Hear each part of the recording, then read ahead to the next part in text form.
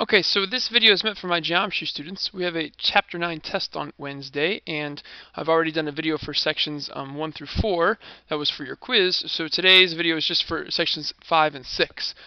You need to watch both videos, though, in order to prepare for the test on Wednesday. All right, so here's the first question. We're going to find the sine, cosine, and tangent of angle K, and we're going to round to 4 decimals. So in this picture, right triangle, K is here. So based off of where K is, we label our sides 3 names. The hypotenuse is always opposite the right angle, so that's the hypotenuse. Then across from K, that is the opposite side, and next to K, that is the adjacent side. And there we go. So there are the 3 ways we will label our sides based off of angle K. So if I want to find the sine of K, well, the sine of K is going to be, and I'll go through slow, is going to be the opposite over the hypotenuse. So the opposite side of K is 3. The hypotenuse is the square root of 34. And a lot of calculator here. 3 divided by the square root of 34. And I got to 4 decimals, 0.515.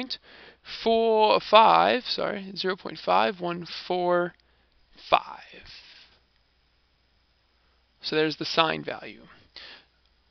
Let's move on to cosine. Cosine of K. Cosine is going to be adjacent over hypotenuse. So the adjacent side is 5, right here, 5. The hypotenuse again is the square root of 34. And again I use my calculator, 5 divided by the square root of 34. And I get 0.8575.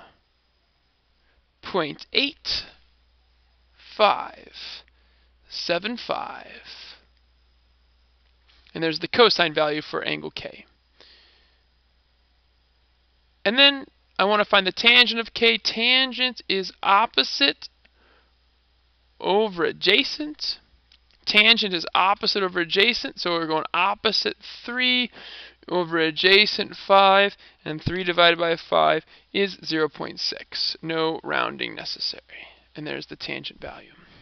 Notice that I never used sine, cosine, and tangent in the calculator. All I want is the decimal, the 4 decimal value for its sine, cosine, and tangent.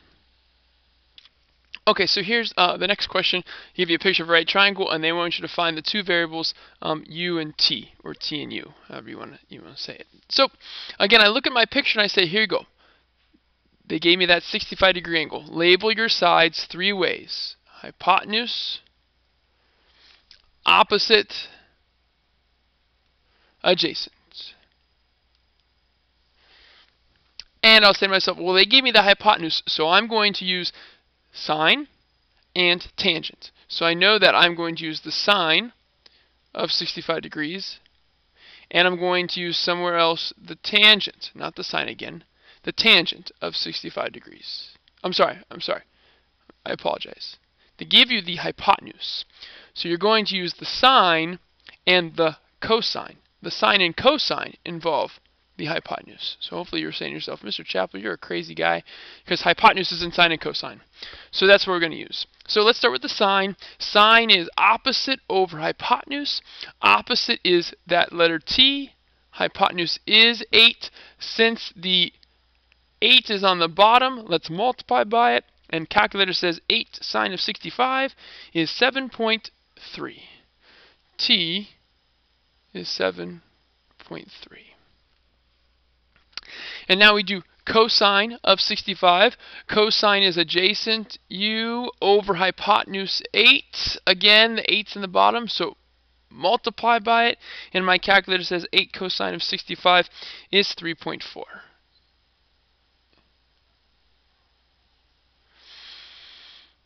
Now I want to just remind you that you can always check these kind of problems, right? Because I can use Pythagorean theorem. And I can say, okay, so 8 is my hypotenuse, so 3.4 squared plus 7.3 squared. Those are the 2 sides I found. That should be pretty close to 8 squared. 3.4 squared plus 7.3 squared. That gives me 64.85. and 8 squared is 64. So that's pretty darn close, so that check is good, and I should believe that my values of t and u are correct. Okay. Now, one thing I want to show you just down here is if you had the situation where, and I'll just make up a letter v. So let's say tangent of 65 degrees equals 12 over v. Remember that if the variable's in the bottom, we do this little switcheroo, right? To find what v would be, and again, I made up v, you would switch the v and the tangent of 65 degrees, and you would divide. So be aware of that if the variable's in the bottom. Okay, so here's our next problem. It says, a man looks up at a hot air balloon with an angle of elevation of 11 degrees. The man is about 4,500 feet from where the balloon took off. What is the elevation of the balloon? Okay, so here's what you should be envisioning right now. Okay, so here's the, it's terrible. Here's the ground, and I'll give myself a little bit of space because this balloon's up in there. Here's the ground, and here's some man right here, right? And say there's like a balloon launch pad right here, and this hot air balloon is right there, and he's looking up at it. He's looking up at this hot air balloon with an angle of elevation of 11 degrees. And he is 4,500 feet from where it left off. So from here to here is 4,500 feet. And the question is, how high is the balloon? What is that height? Let's call it x. So you will not be given pictures on the test, so you need to make sure you can draw your own pictures. So again, angle of elevation, horizontal, and the line of sight right here as it's going up. So here's the setup. So we have this 11-degree angle. I'll circle it in pink. From this 11-degree angle, this would be the opposite side. This is the adjacent side. That calls for tangent. Tangent of 11 degrees is opposite x over adjacent 4,500. I will multiply both sides by 4,500 to get that height. And in my calculator, 4,500 tangent of 11 degrees comes out to be about 875 feet. And that's how high the hot air balloon was at that point. Okay, so make sure we get good at drawing some pictures. Okay, so here's our next picture. Again, a right triangle, and this one wants you to solve the right triangle. Remember, solve means find all 6 parts. Now, they do give us some. So on this picture, they gave us 2 sides. Now remember, I want you to call the sides little lowercase letters R, S, and T. So they gave us S and T. We are responsible for finding R. We know that angle T is a right angle, so we're also responsible for finding the measure of angle R and the measure of angle S. So those are the 3 parts of our answer. And again, when we get this, that'll be our answer. So I'll even box it right now because I know that this is what I want to find. So let's start with R, because when they give you 2 of the 3 things, find the third one. R is not the hypotenuse. 12.5 is the hypotenuse. So R squared plus 6 squared equals hypotenuse squared, 12.5 squared. This is Pythagorean theorem. R squared plus 36 equals, and 12.5 squared is 156.25. I will subtract 36 from both sides, so I'll just press minus 36, and it gives me R squared, the 36's cancel, equals 120.25, and I will need the square root because I have to get what R is. So I'll take the square root of that answer, and rounded to 1 decimal, I get 10 point, I'll write down 10.96, I don't care what else. So rounded to 1 decimal, that 6 makes the 9 become a 10, and that 10 now becomes an 11.0. And there's the third side, R. Now, to find angle R, I will need to use the 6 and the 12.5. In relationship to angle R, 6 is the adjacent side, and 12.5 is the hypotenuse. So that is cosine. So cosine of angle R is adjacent 6 over hypotenuse 12.5. 12.5. And R is an angle measure, so remember to find angle measures, we use inverse trig, which are second buttons on the calculator, right? Second cosine. So I'm going to find the second cosine of 6 divided by 12.5. And I get 61.3 degrees. And that's the measure of angle R, 61.3 degrees. So now to find angle S, you have some options. I'm going to use the triangle sum theorem, and I'm going to take 90 degrees plus 61.3 degrees, add them together, because I know there's a right angle, and I just found the 61.3 degrees. And that gives you 151.3 degrees. And then I know that there's 180 degrees in a triangle, so I'm going to subtract 151.3 from 180. And when I do that, I get 28.7 degrees. And there is your answer for angle S, 28.7 degrees. And now I have solved this right triangle. Okay, let's do another solve the right triangle. Hopefully you see the trend. This is kind of an important problem for your test.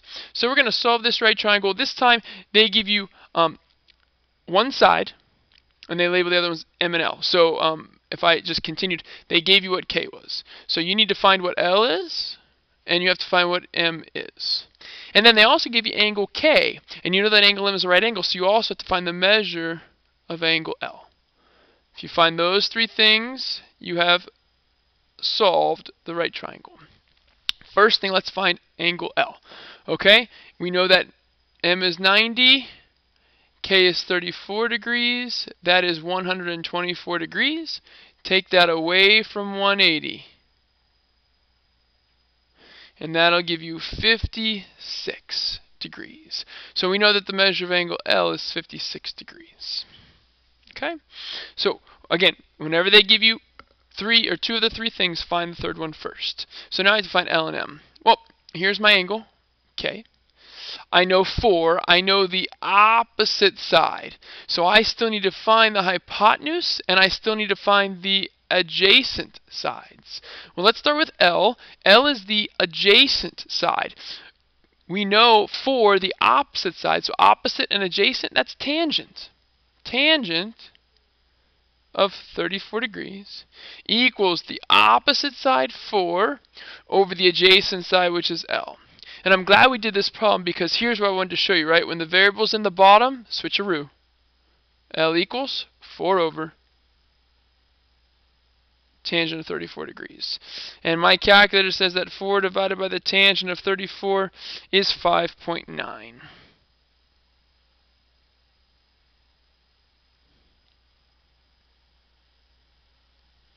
So now that we have 2 of the 3 sides, you have some options. You can use trig again, or you could use the Pythagorean theorem. I'm going to go ahead and use trig again. Now I want M. I want the hypotenuse. Again, they gave me the opposite side. Opposite hypotenuse, that's sine. Sine of 34 is opposite 4 over hypotenuse M. And again, switcheroo. M equals 4 over the sine of 34 degrees. And 4 divided by the sine of 34 is 7.2, rounded. And there's that side. Now, a great thing you can do is you could always, find it using trig, and then try Pythagorean theorem using L and the given side K, and see if you get the same number for M. If you get 7.2 for M, you know that you've done it right. So there's ways to check. So use your times wisely on this test on Wednesday. Okay, one more problem coming. Okay, so I have 2 problems left, I'm sorry. So problem 6 says, an airplane is coming in for a landing. It is currently 5 miles away from the runway in the horizontal direction and is descending at an angle of depression of 19 degrees. What is the plane's altitude? Okay, so again, we got to be good at drawing pictures. So we have a runway. There's my runway. And the plane is approaching the runway, so the plane is here. And it's 5 miles away from the runway in the horizontal direction. So what I'm trying to tell you is the distance from here to the airplane is 5 miles. the angle of depression that it's descending at is 19 degrees. Remember that angle of elevation, angle of depression is formed by the line of sight and a horizontal. So from the airplane to the runway, this is the line of sight. And then the horizontal is going to be this right here. So the angle formed right in there, that is the 19 degrees. That's the angle of depression. And the question is, what is the altitude of the plane right now? What's that? Okay. Now we need to remember something very important. This horizontal is parallel to the ground, whatever this ground is down here. So the angle of depression is congruent to the angle of elevation. If you want to draw, we can draw a horizontal there. So this angle is also 19 degrees. And here is your right triangle setup right here. I have a 19-degree angle. I want the opposite side, and I know the adjacent side. That is tangent. Tangent of 19 degrees is the opposite side x over the adjacent side 5. And since 5's in the bottom, we just multiply by it. And my calculator says that that height, that altitude x, is 5 tangent of 19. Which comes out to be about 1.7. And the distance used in the problem is miles. So that's how high the airplane is at that point. Okay, so remember, angle of elevation, angle of depression. Okay, here's our final problem. I almost forgot to do a building problem. I mean, we've done so many of them so far. So here's the question. Jeremy's standing on top of a 50-foot building, looking up at a taller building with an angle of elevation of 40 degrees. The two buildings are 20 feet apart. What is the height of the taller building? So again, picture time. There's the ground. There's the shorter building. And here's Jeremy. Here's the taller building. Okay? We know that these two buildings are 20 feet apart. And I know that this shorter building is 50 feet high. He is looking up at the building with an angle of elevation of 40 degrees. So, line of sight, horizontal, this angle right there is 40 degrees. And the question is, what is this height? Okay. Well, we're going to get it indirectly, because what I'm going to find is I'm going to find this right here first. If I find that, that is how much taller the taller building is than the shorter building. So I'll just take that x and add it to 50. Well, here's my triangle right here. There's my right angle. I have a 40-degree angle here. I want to find x. This 20 feet can be brought up right there. The two buildings stay the same distance apart all the way up. So we have 40-degree angle. We want the opposite side. We have the adjacent side. That's tangent. Tangent of 40 degrees equals the opposite side x over the adjacent side 20. And my calculator says when I multiply both sides by 20, that 20 tangent of 40 comes out to be, and I'll round to one decimal place, 16.8. So that is that height difference. So to find the height of the tall building, to find this question mark, I need to take 50 plus 16.8. And that is a grand total of 66.8 feet. And that's the height of the taller building. Okay, so I hope you feel this was helpful for your test on Wednesday. And be sure to watch that other video as well, just as a reminder. All right, thanks for watching.